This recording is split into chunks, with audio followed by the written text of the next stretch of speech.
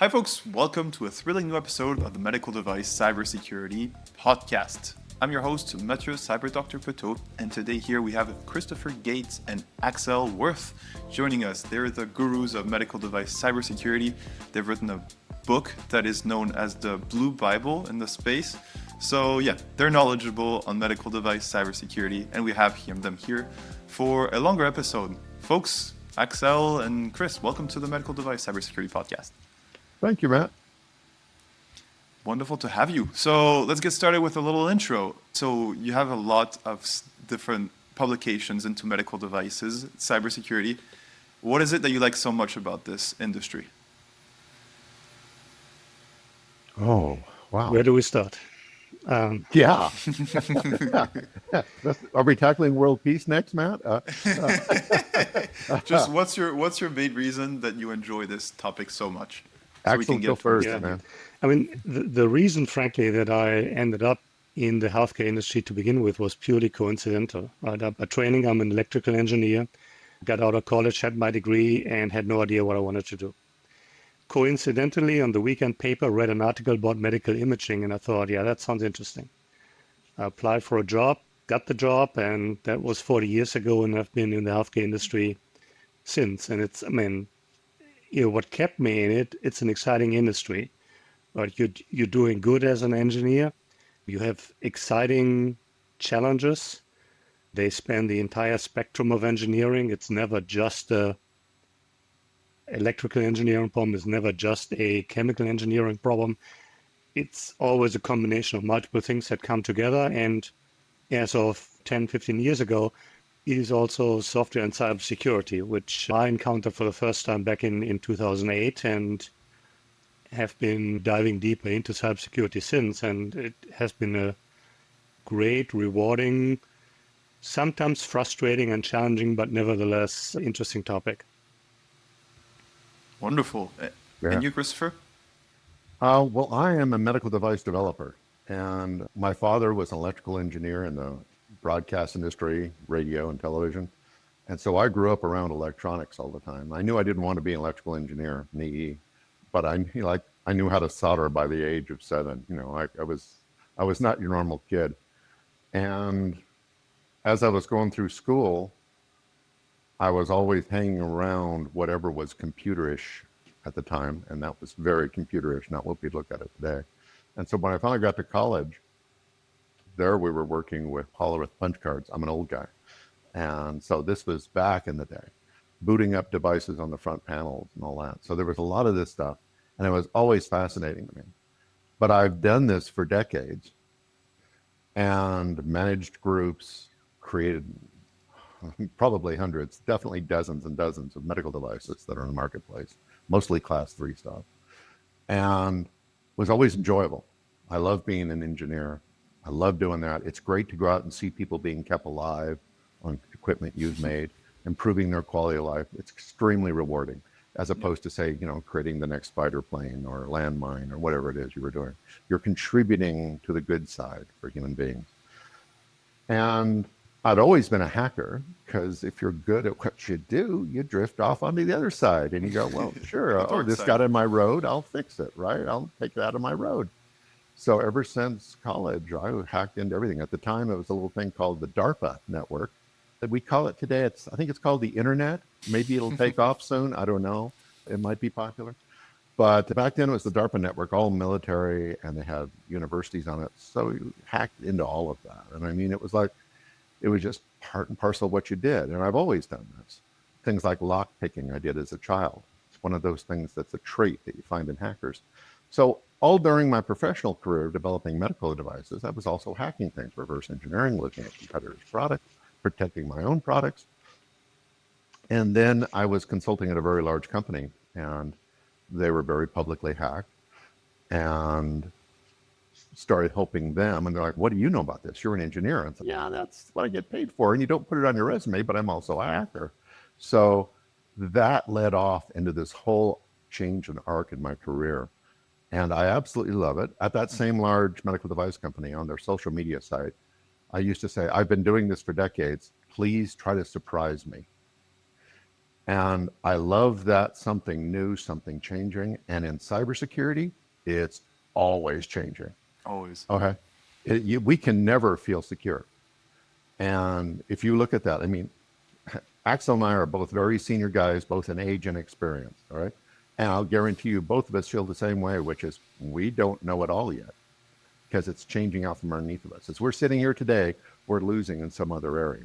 So we participate in a lot of working groups to try to define things and move things forward, but also just so we stay current because this stuff changes so rapidly. So it is a great mental rush if you like challenge, if you're an engineer whose field you've reached the top in your field and you need that next challenge, cybersecurity is it. And it's the gift that keeps on giving with no end in sight. I mean, there's never going to reach a time where we're going to get bored with what we're doing. Yeah, it's absolutely infinite. This is going to change. I feel like the skill of change is accelerating in some ways. It goes up and down, but overall, I'd say the scope of cybersecurity, the surface is getting wider, the attacks are getting more challenging, the defensive tools are expanding, so it's always a new challenge. So, dear listeners and viewers, we're going to talk today about post-market done right, because we talked about this with Axel. I was saying that we have a lot of things currently on how to do everything before a product launches, but what about when it's launched? So really the post-market. So in this first phase, I'd like to get an understand from you folks, Chris and Axel, what are some struggles that you'll see MDMs having when there is a medical device that's just been released? What are the first struggles that an MDM can expect to suffer from? Well, there's a lot of things you've got to do. And ignoring it, thinking it's business as usual that has been done for the last 10, 20, 30 years as a medical device manufacturer is the worst thing you can do.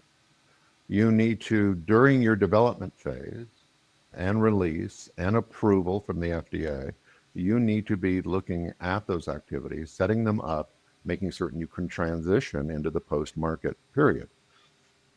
So there is a whole spectrum of activities that go on. Some are procedural, like setting up coordinated vulnerability disclosures, incident response plans, all of that.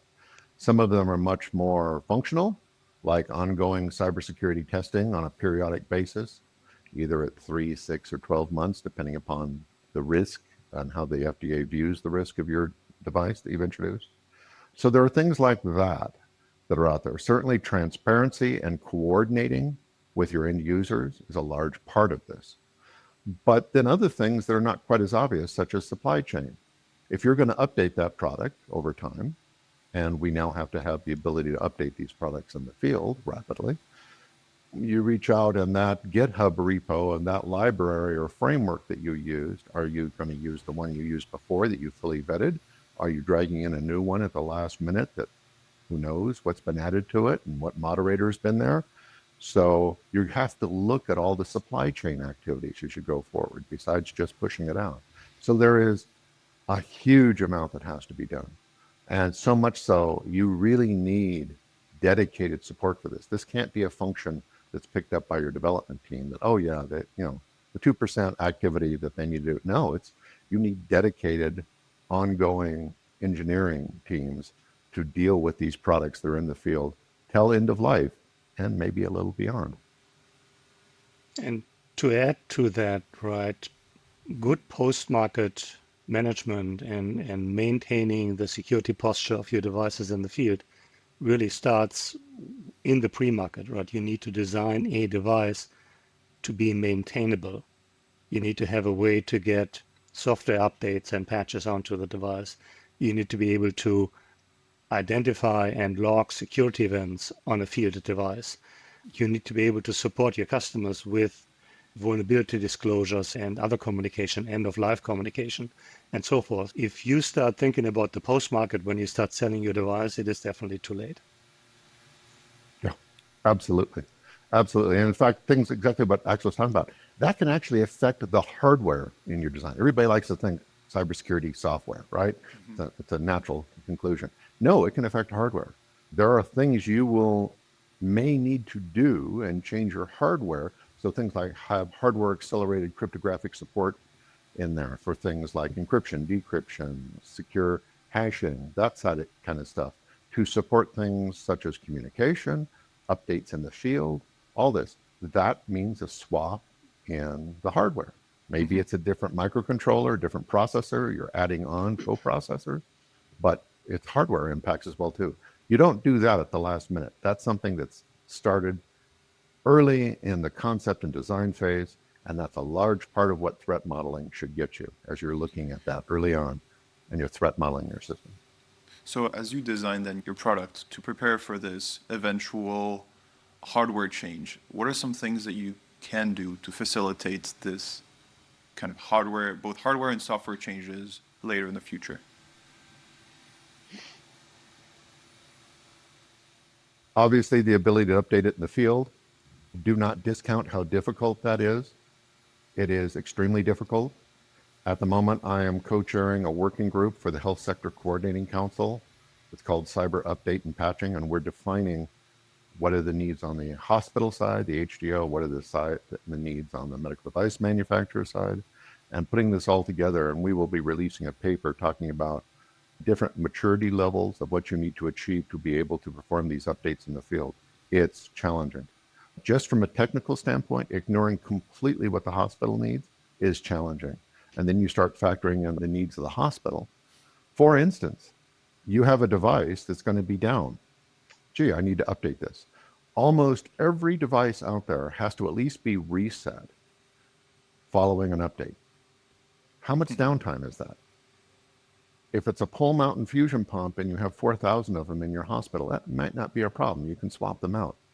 If it's a CAT scanner or some critical or patient record keeping system, that can be crucial. How do you schedule that? When do you do that? What sort of tests need to be performed after that update's applied? So those are the kind of things that really play into it. And how, as a manufacturer, do you communicate to them and say, worst case, this is going to take 3 hours to update this device? Or best case, it's going to be 15 minutes. You give them that range of what it's going to be so they can figure out the risk level that's involved and schedule that in. And like I said, as far as changing the hardware, you don't change the hardware after the fact. You design your hardware to support whatever the future arc is of that product. You look at it early on in concept and design and say, this is where it's headed. These are the functionalities I want it to have eventually. Maybe your product initially doesn't have Wi-Fi and Bluetooth low energy in it, but you know you want to get there. You design the hardware with that in mind, and later on those are soft updates. Same for security.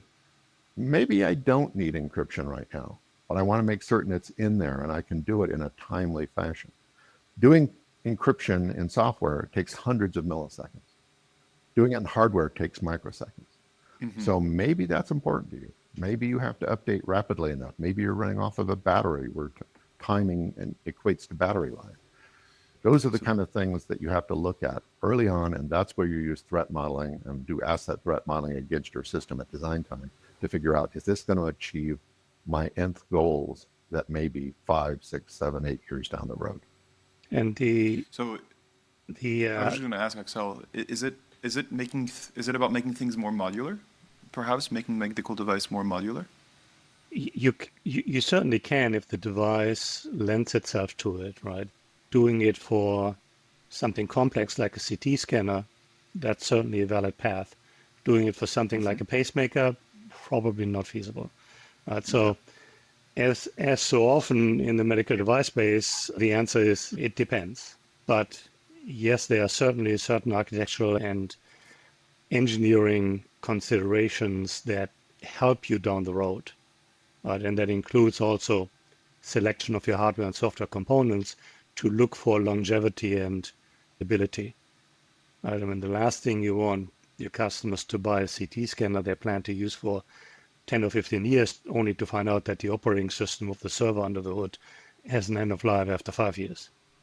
Right? So that needs to be all considered, planned for, which is something we historically have not done, but need to learn how to do. And there's a cost that goes with that modularity. Not just the cost of the modules, which adds cost to the overall system. Even if you never change that module, and it's always that module, you're adding cost to the system by having it modularized. But if you do that and say, okay, well, now we've got the original one, now we've got this one, and here we're going to have 2 more here, that now means you have software support teams that have to allow for all of those modules because they're all going to be a little different and maybe a lot different. And how do I make those work? And how do I then maintain them and support them going forward? Because there's always going to be version 1 out there, as well as 2, 3, 4, 5, all the way up to version N, wherever you are. So you have to make certain you have the teams that now support this. So you are expanding your cost to do ongoing support.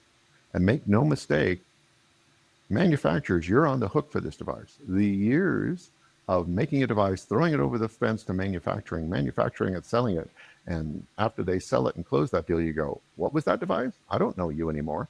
Those days are gone. You are now in a partnership with the hospital. You are now there to help them, all right, and work with them, especially for cybersecurity. So you are going to have these ongoing costs. Modularity comes at a price. That's a very good point you're making about the relationship with the hospital, because we're more and more into getting to relationship with the hospitals and the healthcare organizations that we're delivering the medical device to.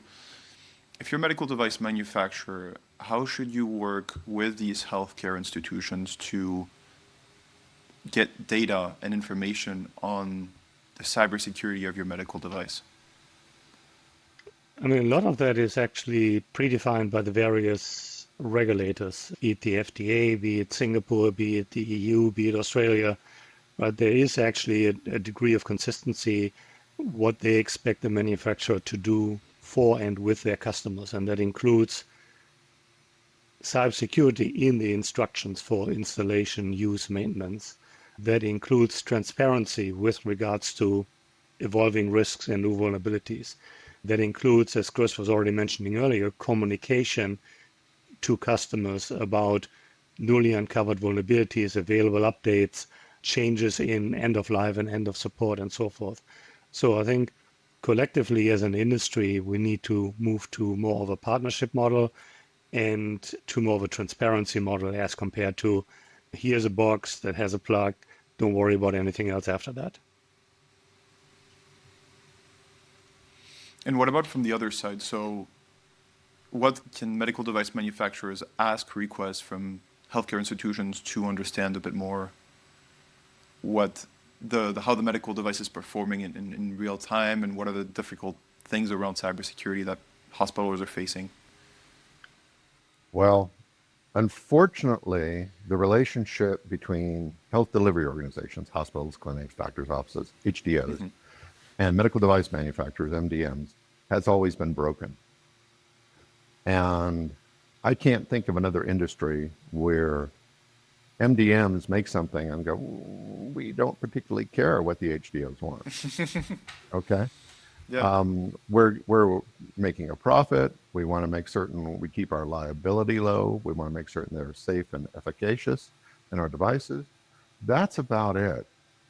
That has been changing over the last few years to a certain degree, not as fast or as much as I'd like to see it, but we are now seeing more partnerships. And I know this is true for Axel as well as myself. We now have friends who are in cybersecurity in many different hospitals. Right? And we talk to them and we listen to them and we share this information. Some of this comes out of working groups, and I absolutely love it. That kind of open communications needs to be conveyed. Like I was mentioning earlier about updating and patching. As somebody who's implemented updates and patches in lots of medical equipment, I can't begin to tell you, dozens over the years, I never once thought about informing them before they did it. How long is this going to take? What kind of tests do you need to run afterwards? What changed about this? What was the criticality of this update? No, here's your update. Apply it or not. It's up to you, right? That was the attitude. Now we're thinking much beyond that. How do we enable them in such a way that they can do it? Because after all, it's the old, what is the saying? Something about the breakfast, the chicken's involved, but the pig's committed, I think. It's something like that. Well, yeah, and an egg and bacon breakfast. Mm-hmm. The manufacturer is involved, but the HDO is the front line. They're the ones getting hit. They're the ones really taking the abuse. And we have to support them to do that going forward. And does that mean opening up certain types of communications digitally and person to person? Absolutely. Where are those standards? How do they look like? A lot of that hasn't been defined yet. We will get there. It changed there. And while I'm beating up on my industry of manufacturers, there's HDOs that are out there that are bad too. There is a hospital that I will not name that's in Ohio, that the same guy who sets up their network with all their medical equipment is the same guy who mows the lawn. Okay? What? Do you think any of those devices have been updated in ever since they received them? Do you think any of the edge equipment, any of the routers, firewalls? Of course not. So this needs to have cooperation between the two industries, and all of us take a giant step or two forward together.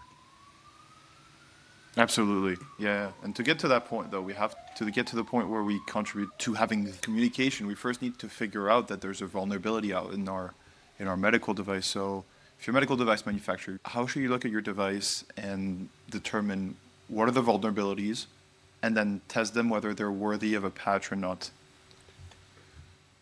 Well, first off, I want to address somebody. It was either Axel or Matt has an ambulance running in the background.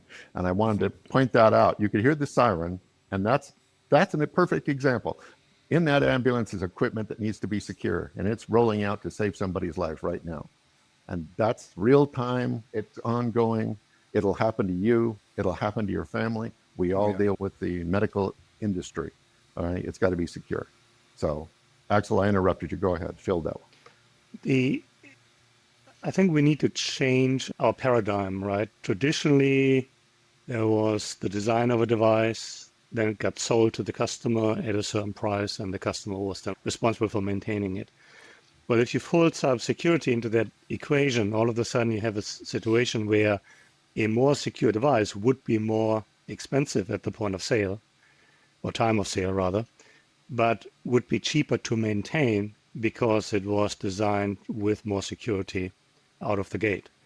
Right? So I think the paradigm that needs to shift is to look at the cost of security across the entire life cycle of the device, from when it is conceived all the way to it being discarded and taken out of operation, and minimize total cost of security rather than minimize the cost at the time of sale. There's a lot of cultural change that is, I think, useful and helpful. And to add to Chris's point, certainly the willingness to cooperate, which has a certain, let's call it, dirty laundry component to it. Right? All of a sudden, manufacturers need to confidentially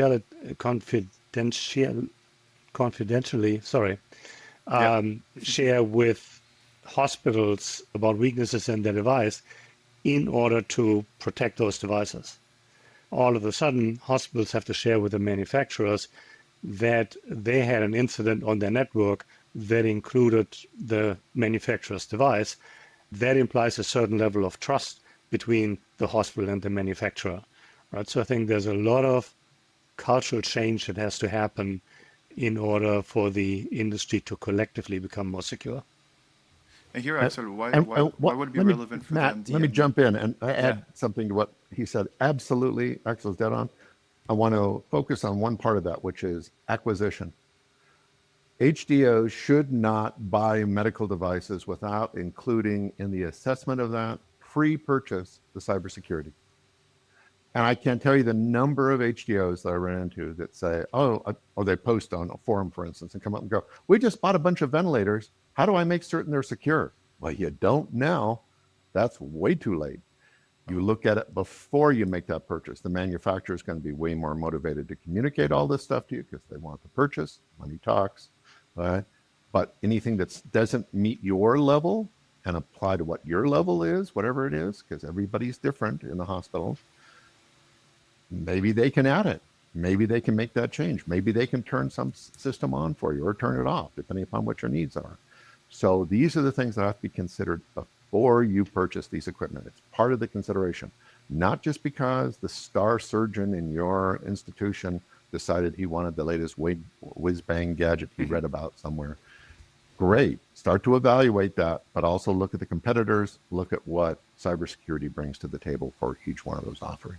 Actually, I think the most interesting story I heard in that regard was a surgeon going to a conference falling in love with a new piece of equipment, buying it on his personal credit card, showing up at the hospital on Monday morning and say, hey, put this on the network for me, right? There are certain security controls that, and processes that did not happen in this acquisition process. Wow. I mean, wow, the dedication to buy this on your own card and just plug it in. I mean, well, one of the biggest difficulties in an HDO is discovery. They don't know what they have connected into their system. And it's like, how do you find these things out? There are medical devices, traditionally legacy stuff, although not that legacy, only a couple of years, that if you even ping them, will shut down. Okay, they're that fragile. So you can't just run out and do a giant port scan and say, who's out there? Because all of a sudden that ventilator attached to a patient somewhere in some wing that's a quarter mile from your office may decide just to stop working. You can't do that. It's that fragile. That's what the legacy footprint still leaves you with. Stuff that's been passed since the FDA has gotten hot and heavy about enforcing cybersecurity, yeah, I think you're going to be hard pressed to find any that would have those kind of weaknesses. But the older stuff definitely do. I know of several. So discovery and knowing what's in your institution is the first step. You can't protect yourself unless you know. And if you've got surgeons buying stuff on a credit card and being what's called shadow IT, they come in and plug it into your network and they're there. That's some of the worst. I mean, you see this with things like remote desktop service, team viewer. Somebody decides, oh, I want to be able to access this from home, and I'll just open up into the network and put up team viewer there. Is it secure? Right. And not know how to configure it, not how to do even the basic of sanitization of that installation. So yeah, that causes you nothing but grief. So what are some learnings that medical device manufacturers can take from these stories and apply onto their either pre-market or post-market design of their medical device? Start early, no matter what. My clients that I have dealt with over the years have gotten to the point on not necessarily their first engagement, but on their subsequent engagements. They've come to me before they've even prototyped the product and said, okay, let's design what the topology is going to look like and what sort of assets do we need on the device itself and the supporting equipment for cybersecurity. It is now part of the concept and early design phase of a medical device. And you need to start thinking about security then. And as Axel pointed out earlier, and also all the post-market as well, start early. If my favorite statement is, if you want to ship in 6 months, we're going to be best friends. If you want to ship next Tuesday, you're going to hate me because I'm going to bring nothing but problems to you. Start early. It's so much easier. It's not painful. It's so much cheaper. Get in early and address these things. Don't think it's scary. I can't deal with this. There are good cybersecurity people around, Axel, myself, others that can help you. If you're totally terrified and don't know where to begin, come talk to us. Maybe there'll be money involved. Maybe we'll just talk to you for a while and explain to you what you need to do. Both of us frequently speak at places. Go listen to us. We're always trying to dissuade fear through knowledge and saying, these are the steps you should be taking. These are the things you should be thinking about. Yeah, and there's a book that you wrote that just got a few hundred more pages. Axel, go for it. I was just about to go there. This little guy? You touched on it earlier, and that is the issue of guidances, standards, regulations that are out there that basically spell out what a medical device manufacturer has to do to qualify for bringing a secure device into a regional market. And one of the challenges is to take all those very abstract legal documents, regulatory standards documents, and translate that into engineering practices and principles. Right, and that is exactly why Chris and I got together, I think it was 5 years ago for the first time, started writing the first edition of the book, and this is why 3 years after we set out to write the second edition with significant updates because of changes in regulations, but also because of feedback we got, and thank you for it, from all the readers of the book. People who walk up to us at a security event, at a trade show, wherever, pull the book out of their briefcase with your yellow stickers and highlights and notes and all over the place and say, hey, great book, but by the way, this is not quite correct, or there you should have gotten a little deeper. And so we took all that collective knowledge and produced the second edition, which is about, I think, 60% more content, 450 pages now. Yeah, So what I was showed the difference in the book thicknesses there. Yeah. That's from first edition to second edition, the thickness difference. It's quite a bit. Yeah, you talk about feedback from people that some people didn't agree with. What was the most controversial subject that you addressed from the first edition to the second edition? Ooh. Well, I mean, the most pressing, let's rephrase the question, the most pressing was certainly change in the regulatory environment. That between 2018 when the first edition came out, 19, 20, 2020, when the first edition came out, a couple of years, significant changes happened globally, but especially here in the US through the FDA. And we need to reflect those changes in the book, right? Because regulations became much more detailed, requirements became much more specific. And then certainly feedback received on areas we were asked to expand on. And that includes areas like cryptography, that includes areas like security testing, that includes, this is how we started out today, right? Proper post-market management. So those are all things where we expanded on, provided more content and hopefully more value. I think what I see, and yeah, once again, Axel, quite correct. The broad picture, everybody was surprised, caught off guard. It had only been 11 years. Oh my gosh, we now have to secure this? Yeah, it's kind of humorous, the long run up to this. And then, wait a minute, now we really have to do it? It caught everybody by surprise. I would say the single topic that I found is the most confusing. Maybe I'll get two topics. One of which, it doesn't scale based upon the size of your company. If you're a two-person startup or you're the biggest medical device manufacturer in the world, you still have to do the cybersecurity artifacts. There's still the same number of artifacts you upload to the electronic portal called eStar for the FDA. You still have to do it, okay? Can you just detail what it is, a cybersecurity artifact? Artifact document. There are things like the security risk management plan, okay, cybersecurity risk of components. There is a detailed description of the controls, the cybersecurity controls that are used, your transparency, in other words, what goes into your user manual, your instructions for use. There is 14 documents that you create that we call artifacts for a strange reason. Certainly software, bill of materials, threat modeling, all of this. This is all nicely documented, by the way. This is, as Axel pointed out, these standards do tell you what you need to put in there. So does the portal itself, eStar. If you go to eStar and look at it, it's an intelligent PDF. You can just literally reverse engineer, what do I need to put in here?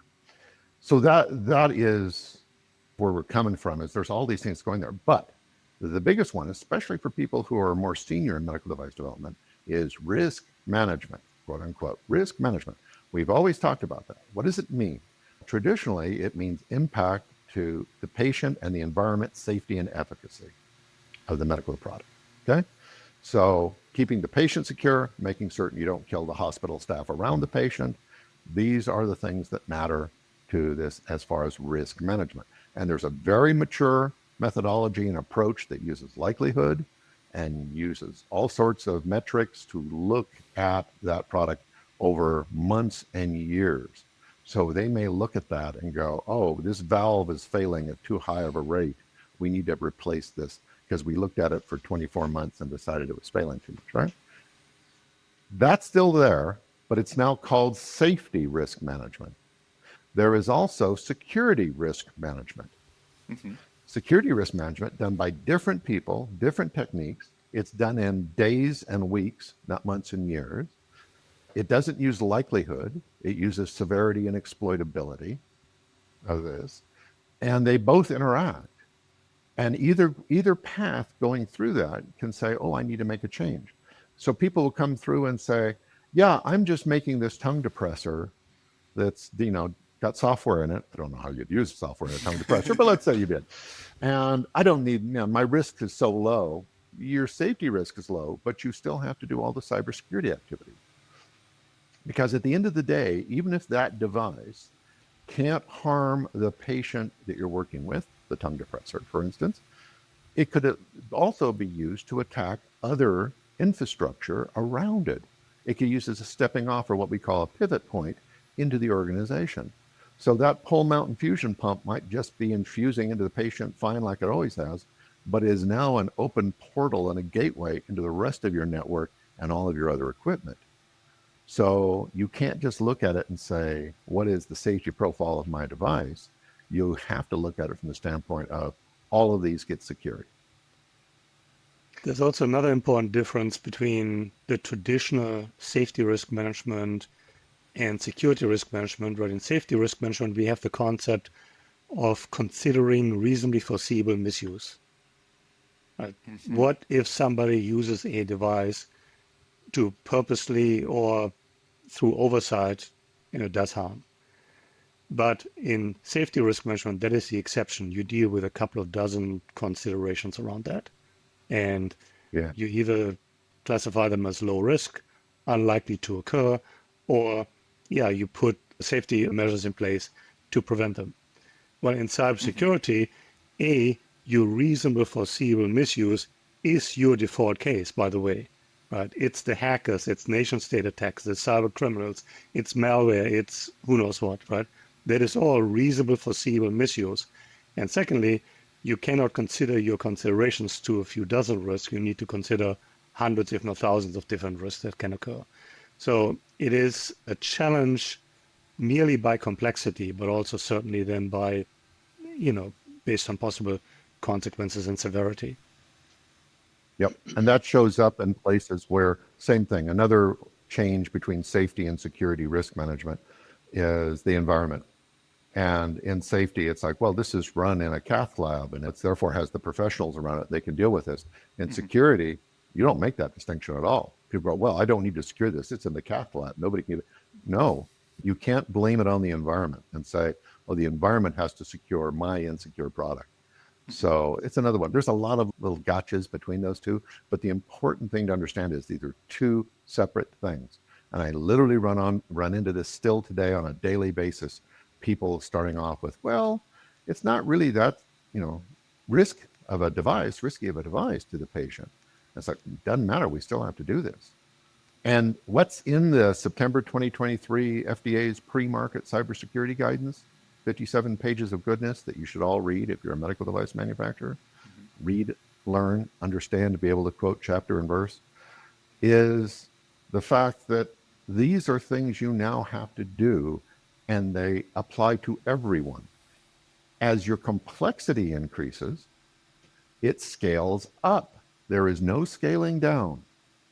So if I'm making a device that I've got a medical device here and it's communicating to a mobile phone, and that's the entire topology of the system, okay?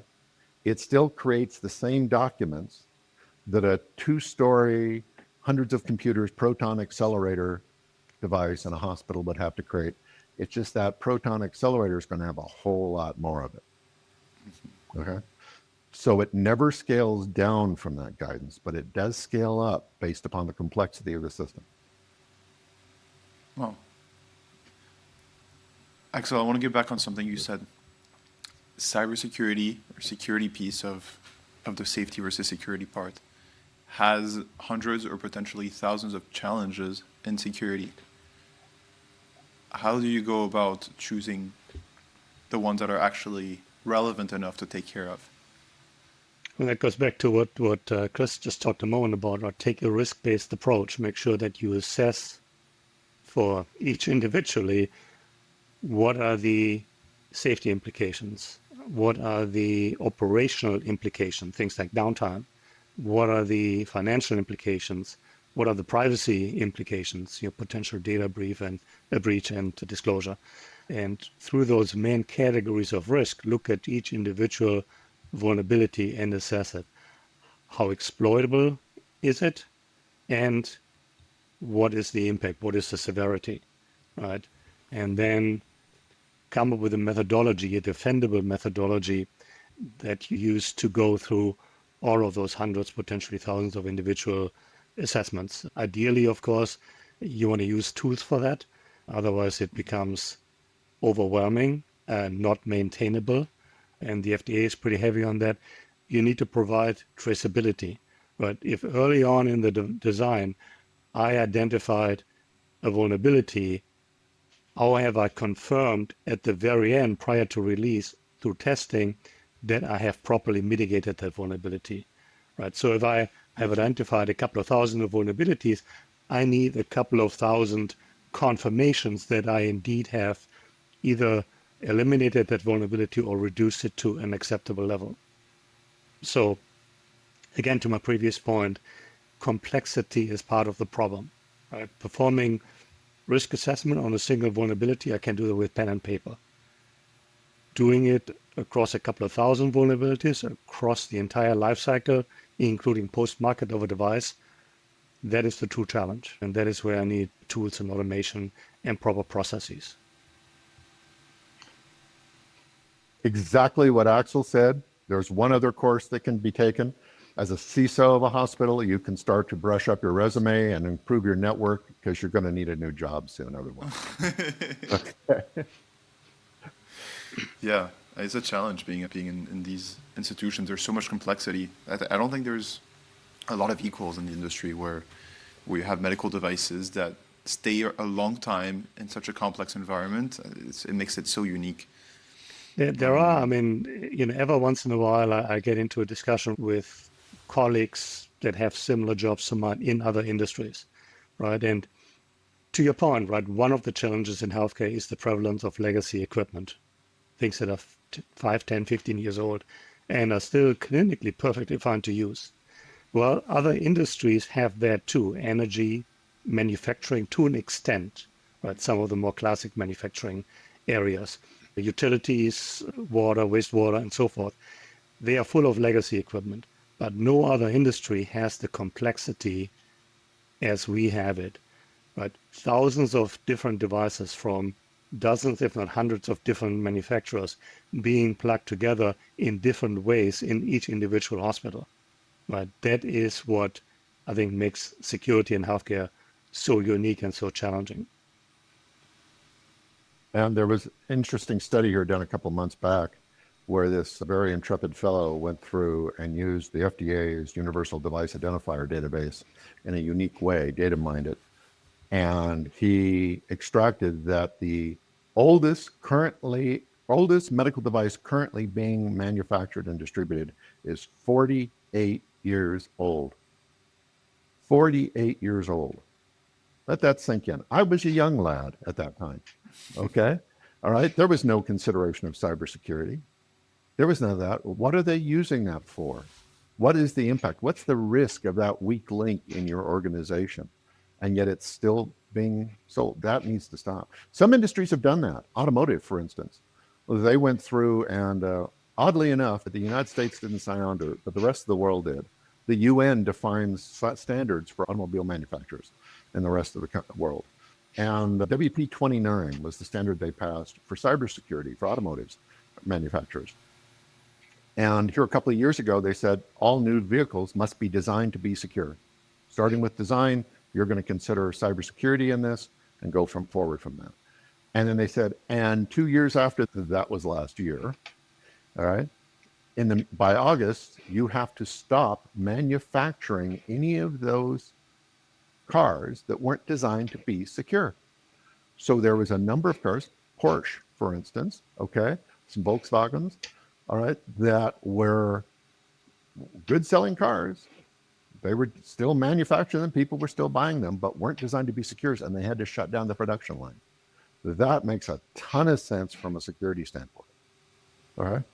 Because we still 48 years on a medical device, that should never be allowed to continue to be made. But nobody looks at continued manufacturing of legacy equipment. It just isn't done in the United States for medical. Yeah, rarely see it, and I think that goes across the board in other continents as well. So I want to get back onto medical devices. We talk about legacy, and ultimately legacy, if you have a device that's going to be on the market for 40 plus years, or even 20 years, you're going to have eventually an incident somehow, and you need to have an incident plan. It's a difficult thing because you don't want that to happen, but if it does, if before it does, how do you plan for such a device failure to happen? What are the things that a medical device manufacturer should do? I'll take it to begin with. So, I mean, there's the concept of incident response, right, which in IT security has a long and successful history. You develop an incident response plan, you define your team, you wait for the trigger, you do the initial triage analysis, you rate the incident based on risk and severity, you mitigate, you eradicate, you do your post-mortem, you learn from the event and update your response plan. That is standard IT incident response. In the medical device space, it gets more complicated because do you have an incident in your production environment and all of a sudden you're shipping devices that contain malware? That's a very different response you need to provide in that case as compared to do you have an incident in your customer-facing cloud environment that hosts on behalf of your customer patient data, which is a very different response from a security incident in a fielded medical device that is operated and maintained by your customer, but the customer comes to you and says, hey, manufacturer, one of your devices got taken down. Can you help me figure this out? Right. So there's a significant variety in scenarios that can play out in the medical device space because of the shared but also distributed responsibilities. The consequences can be different. Back to my three examples. If your manufacturing environment is affected, you may have to notify FDA about product shortages if it is a critical product from a healthcare perspective. If patient data is affected, it is a HIPAA violation here in the US, right? And you need to notify Health and Human Services. It's a GDPR violation in Europe. If it is a fielded device, you may have to inform the FDA, or the hospital may have to inform the FDA if there was a case of harm or serious injury, right? So not only a different way to manage the security side of the response, but also to manage your legal and regulatory obligations.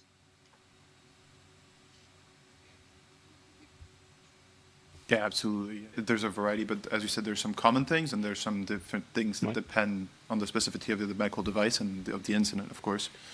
So in terms of regulation, in terms of your experience at sea in working with medical device manufacturers, what are some of the most impactful mistakes that you've seen medical device manufacturers make when it comes to responding to incidents? Deny. Okay. You may have heard that used recently with United Healthcare and criticisms of their approach to insurance coverage, but it's not unique to them. They will deny, will hold off, they'll not approach this, especially if it's going to be done badly. This is especially true with legacy equipment. If you have a system that cannot easily be updated or not updated at all in the field, your options then are to have a recall. And you have to do that recall on a fairly timely basis. Notify the FDA, pursue it. If it's not done on a timely basis, the FDA will take it out of your hands and make it a mandatory recall. This has been done a couple of times. That they say, no, you're not pursuing this aggressively enough. It's been 6, 8, 9 months, and no, it's now a mandatory recall. This is not what you want for your share prices. This is not what you want for good advertising and customer relations, to be known as that company. So it's also extremely expensive. Your average recall, and this is average, is a $2 million hit for a company. So you don't want to do it that way. So have you designed your systems to be updatable in the field? If that means, and you think updatable in the field means you've got a USB flash drive somewhere and somebody's going to go all over the world and you've got 60,000, 100,000 of your products all over the world and you're sending Bob with a really good airplane ticket, think again, not fast enough. Okay, so were your systems designed to do this? By the way, these are horrible for that because there's about a half dozen other vulnerabilities these open up. If you have an exposed USB port on your system and using memory devices to move between them. So you have to think in terms of that. How do I handle this? What does that look like? And all that has to be done at design time, as we've said repeatedly. I think another oversight, and I've seen that both on the manufacturer side as well as on the hospital side, in response to an incident, but also in thinking about risk for future deployed devices. Another common mistake is to underestimate the complexity of incident scenarios. We all tend to have the mindset to think about, well, what happens if my device goes down? Okay, well, I have another one I can send my patient to. Well, what happens if that device and all devices of the same type go down? What happens if that device takes down the entire department, the entire emergency room? What happens if that device ends up taking down the entire hospital? Right? And we have seen many of those security events that became broad system events, like WannaCry at the NHS in the UK, took down over 200 hospitals for a couple of weeks. Security incident ransomware attack, University of Vermont, and they have widely published for the benefit of the industry on how it happened and how difficult the recovery was, took down almost every single department in the hospital. And the United Health, which crippled 30% of all US hospitals in their ability to send electronic prescriptions to pharmacies and perform billing and pre-authorization operations, right? So we need to start thinking about not just what happens with the box if it goes down, if it gets attacked, but what can be the trickle-down effect on the broader system. And as we've learned the hard way over the last couple of years, that can be significant. And we have already seen in the EU where liability of these products are starting to play a factor, and software liability, and they're going back after the manufacturer, in some cases after the engineer who wrote the code. But you'll see it here eventually in the United States, where it's such a litigious country, that they will go after this and say, all right, so you took down my hospital because of your vulnerable infusion pump or ventilator or whatever it was, that then allowed an attacker to come into my organization, and that cost me $50 million of lost time and damages and recovery. Guess who's liable for that? That's coming. MDM? Yeah, Really? that's coming. Yeah. Ouch. It is one of these things that the rest of the world is actually a little ahead of us on this, but it will happen here as well too.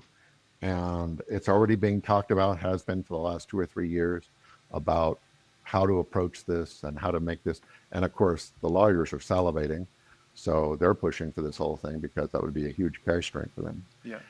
On a different avenue of this, breaking from that one, the other thing to think about is incident response. Sure, with our HDO partners, we need to support them and do that. There's also incident response for your medical device manufacturing facility. Don't forget about yourself. If your manufacturing line is attacked and you go down, can it shut down your business? Yep, sure can. You're not shipping out products. What does it do to your products? Does it have a knock-on effect? Are these devices now infected that you're sending out that could also go out to other institutions and be distributed and infect them? Think about liability again, okay? That's an amplifier. That's a huge exponential amplification of liability. So how are you handling your incident response internally in your manufacturing floor and also your contract manufacturing? What are they doing to protect you and inform you and keep you up to date? How can you intercept anything that's been made in a questionable period? Oh, wait a minute, we saw unusual activity yesterday. Well, what happened to all those parts that you made in the last 24 hours?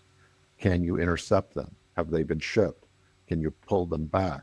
All these things have to start to be considered as far as your manufacturing floor. And there have been reported cases of hospitals receiving new medical devices fresh out of the factory that already had malware installed on them as a consequence of the manufacturer's production environment being compromised. There was another case of a software, a cloud-based patch server being compromised. So whatever hospital went to that server to download the latest patch for their device also downloaded malware from that server. Do we know how that happened? That there was malware on these? Well, I mean, poor security, poor handling, supply chain. Yeah, supply chain. Take your pick. poor isolation between the critical and non-critical business environments, employees doing things on critical systems they shouldn't be doing, like their Christmas shopping and personal email and all of the above. Somebody clicking on the wrong link in a phishing email. You start to tunnel in on these, and the first thing you usually find is there are so many avenues in these companies that are insecure. They've done nothing. And it's like, well, take your pick. There's 24 different ways this could have occurred. Does it really matter? No. We need to fix what's here and then block all the rest of it if they're interested in doing that. You'd be surprised those that aren't. But that's the kind of the thing that usually they're so vulnerable, you can't just look and go, oh, here's the one attack vector. It's not just one. Yeah, true. I keep hearing this thing in medical device cybersecurity and above that they say the defender has to be right all the time, but the attacker has to be right once. Yep. Fair. Is that true? Because my thinking is that in a way, we as defenders have multiple layers of defense in how we take care of things. Well, I mean, in a way, attacker also has to be right in many ways, multiple times, and we have many opportunities to defend as defenders, not just one. If you leave your house to go on vacation, do you lock all doors or do you lock most doors? Right, that's the same. That's the same problem. Yes. And as a defender, you might have that opinion, and you might understand exactly what's needed in your organization. You're setting up, everything to the nth degree of security. That's what you want. And then you have to pay for that. And you go to your senior management and to their board, and you go, yeah, we want to implement all these programs because there's the potential for doing this. They're going, yeah, but what's the likelihood of this occurring? And we haven't seen that before in the last 10 years. So do we really need to spend that money there? And that's how it happens. It doesn't get spent. And then this poor security guy is sitting there sweating and going, I know this is a huge vulnerability or vulnerabilities. And when it happens, I know who's going to be blamed for it.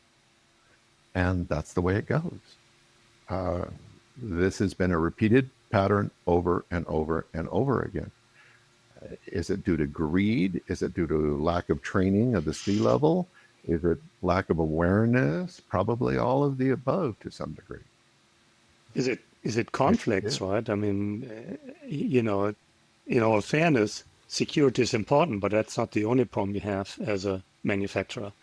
If you think about safety, your device still needs to be mechanically safe, electrically safe, chemically safe, radiation safety, sterilizable. You have to demonstrate all of the above, and now security on top of that. So it does become, for many manufacturers, a long process of shifting focus and making the right trade-offs. Just because we just added security to the mix doesn't make any of the other problems go away. And the same is true for the hospitals. Right? True. It is a little different. And you were talking about, only right once kind of an approach. One of those distinctions is that how it works. As a design engineer, you're looking at thousands, if not tens of thousands of requirements that you're trying to combine into a product. Okay. And so it's extremely difficult to do that. Very difficult. As an attacker, you're looking for one thread that was missed. And if that doesn't work, you'll back out and you'll try another approach and you'll do another approach. So you're not thinking about, you're thinking about it completely differently in a different way. The distinction in this, to Axel's point, is making the mistake and assuming that it is better to spend that money on, improving the paint color of your product as opposed to cybersecurity or whatever it is they decided to put it into because it's going to increase sales, can be very short-sighted because risk in cybersecurity is not normal project company risk. It can destroy you. All you have to do is have one. Each one of those events can just be massive to you. It's been in the marketplace for 11 years. You can't say, oh, we didn't know. Oh, we stuck our head in the sand. It was willful ignorance of what the market now requires. So we talk about patient risk, and there's certainly all that, but there's a lot of other kind of risks out here too. I mean, to your business, to the employees, to your income. And A short-sighted board can definitely get you that way. I mean, there's a lot of VC, angel investors, certainly private equity, that can lead you down a really bad path. Yeah. Be careful what they decide to do for your organization.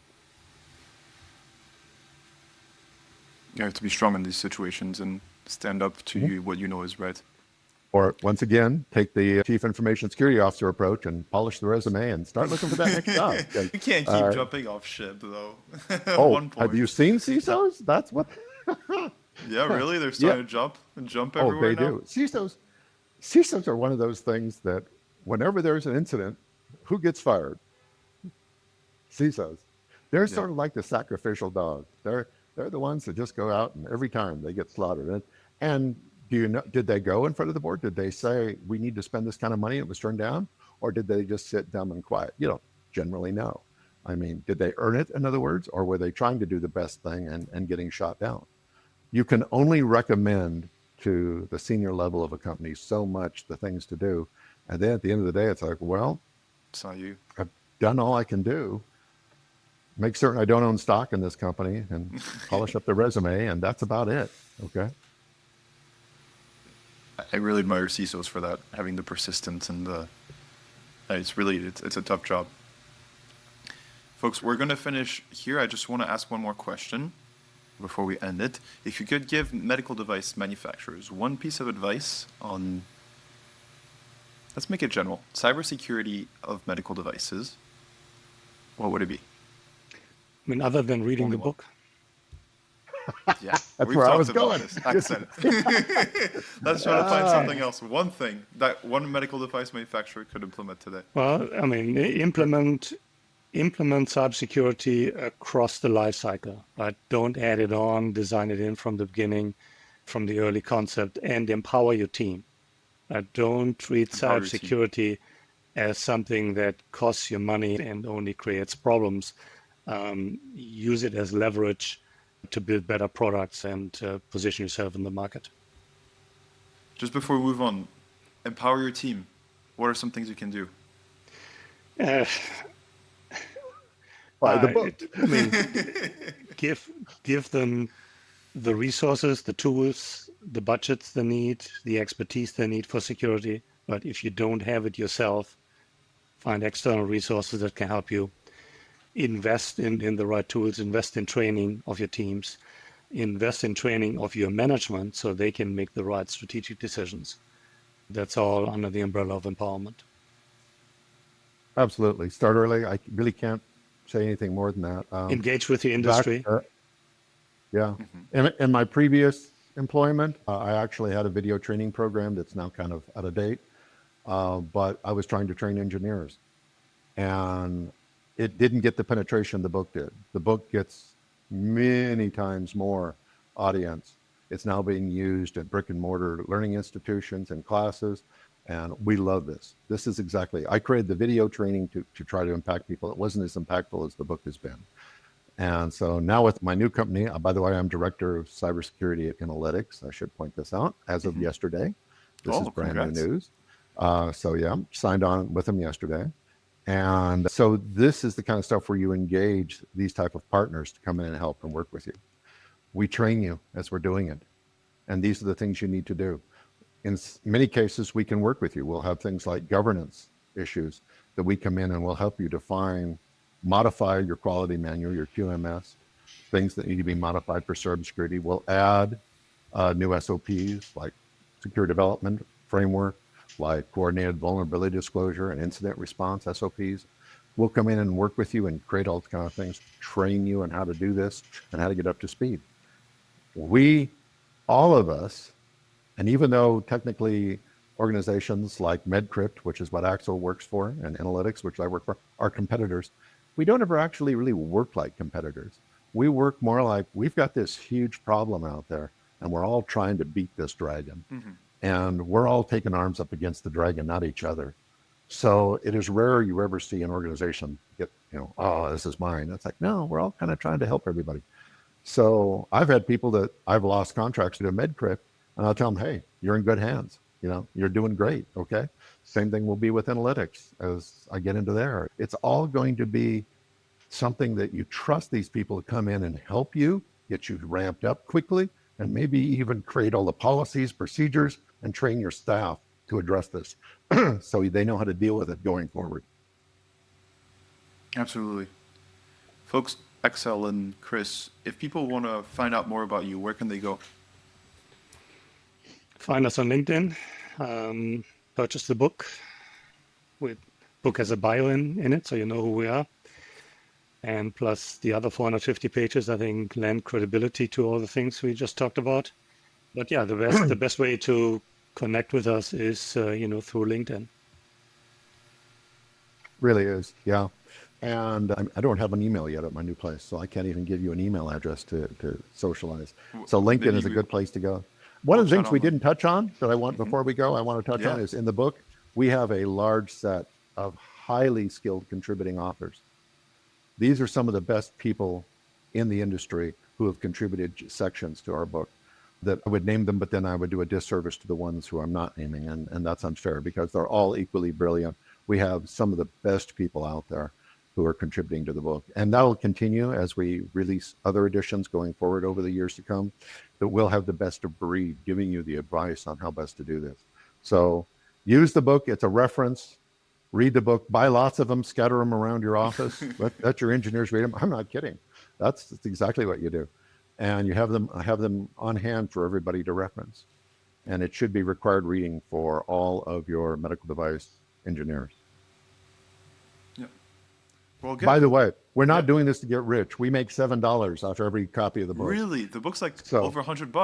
$144 for the book if you What? buy it. There's a discount code if you go directly to Artec Publishing, and that is Wirth 25. Axel's last name plus 25, you get 25% all capital, off. Or you can type in all capital. Awesome. Yeah. So you can get that. It is so worth it, though. It will save you a fortune. That book pays for itself with an ROI of pretty much instantly. Just so you understand the process, the flows, the terminology. As Axel was saying, if you see somebody hold up the book and there's post-it notes, that engagement's going to go so well. So well. It's all streamlined. Everybody's got their act together. They understand what they're doing. Knowledge is a very useful tool to counter fear. And that book is the best authority on that right now. Perfect. Well done on this. Thank you so much, Chris. Thank you, Axel, for coming on the Medical Device Cybersecurity Podcast. We'll see you on the next one. Thanks for having us. Thanks for having me. Thanks, Matt.